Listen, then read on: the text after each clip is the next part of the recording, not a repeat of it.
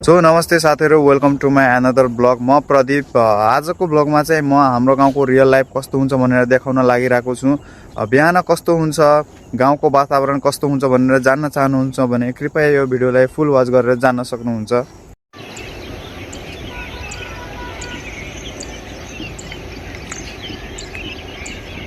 So सुन्नु भयो त, घाम त जुन ठाउँमा पनि लाग्छ, तर अब गाउँ भएपछि यतिको चराचुरुङ्गीहरूको आवाज त सुनिन्छ, जुन चाहिँ बिहान बिहान सुन्दा अति नै रमाइलो लाग्छ। सो साथीहरू, गाउँको तुलनामा सहरको फेसिलिटी बढी होला, तर गाउँमा चाहिँ नेचुरल कुराले भरिएको हुन्छ। सो साथीहरू, बिहान बिहानै उठ्दा यस्तो रमाइलो धुन सुन्दा त मन अति नै रमाइलो हुन्छ र बिहान बिहानै मन रमाइलो भएपछि त दिन आफै बनिहाल्छ। बिहानको त्यति सबै गरिसकेपछि अब दिउँसोको टाइममा म चाहिँ कुखुराहरूको लागि घाँस काट्दैछु।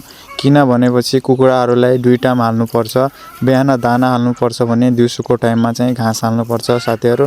त्यसैले आज चाहिँ म खेतमा गएन, किनभने घरनिरैको घाँस ठुल्ठुलो भएको थियो। सो मैले चाहिँ घरनिरैको घाँस काटेँ। घाँस सँगसँगै साथीहरू मैले हात नि काटेँ। घाँस काट्दाखेरि त अब राम्रैसँग काटिरहेको थिएँ, तर पनि अब कसरी पो मेरो हात काट्यो साथीहरू। र साथीहरू, फाइनली मैले चाहिँ घाँस काटेर सकिसकेछु। घाँस काटेर मैले चाहिँ यतै राखेको छु। अब यो घाँस काटेर मात्रै हुँदैन साथीहरू, अब यो हाल्नको लागि पनि टुक्रा टुक्रा पार्नुपर्छ। सो यसको लागि चाहिँ म अब चारा मसिनमा लिएर जान्छु साथीहरू। घाँस लिएर चाहिँ म आइसकेको छु र हाम्रो चारा मसिन भनेको यही हो साथीहरू।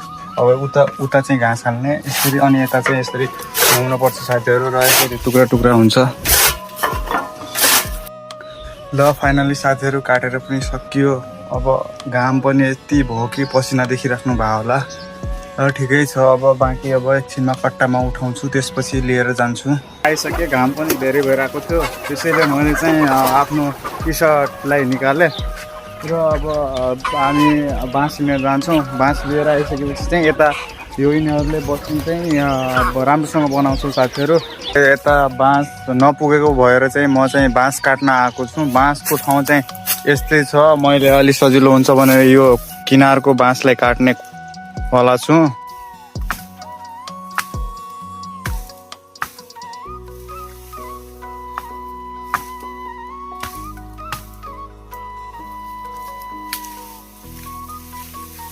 ल साथीहरू, मैले बाँस काटिसकेँ।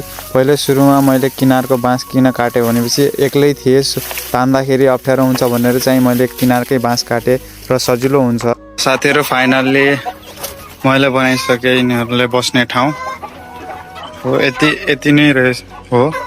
त्यसपछि त्यहाँको काम त्यति नै छोडेर म चाहिँ खाना खान आएँ। खाना खान आउँदाखेरि मैले 2टा अन्डाको अम्लेट बनाएँ र साथीहरू, हिजो बचेको चाहिँ थोरै मासु पनि थियो, र मासु सँगसँगै मैले अन्डा र एउटा 2टा कागतीको पिस सँगै मैले भात पनि खाएँ। र साथीहरू, बाहिर मैले हल्ला सुनेर म पनि बाहिर गएँ, र बाहिर गइसकेपछि त्यहाँ त बाइकभित्र सर्प पसेको थियो र हाम्रो नानाले हात लिएर तानिरहेको थिए।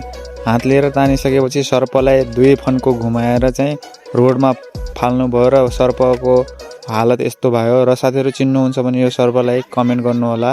र साथीहरू, यता हेर्नुहोस् त, मान्छेहरू सर्प हेर्नको लागि यति धेरै आइसकेको छन् अहिले। त्यसपछि साथीहरू, मैले चाहिँ हाम्रो गाउँको साँझको भ्यू देखाएँ, किनभने पहिले सुरुमै भनेको थिएँ मैले गाउँको वातावरण कस्तो हुन्छ भनेर। ल हेर्नु साथीहरू, कस्तो लागिरहेको। साथीहरू, आजको ब्लग चाहिँ हामी अन्तिममा पुगिसकेको छौँ, र म एउटा कुरा के देखाउन चाहन्छु भनेपछि हेर्नुहोस्, राम्रोसँग हेर्नु होला।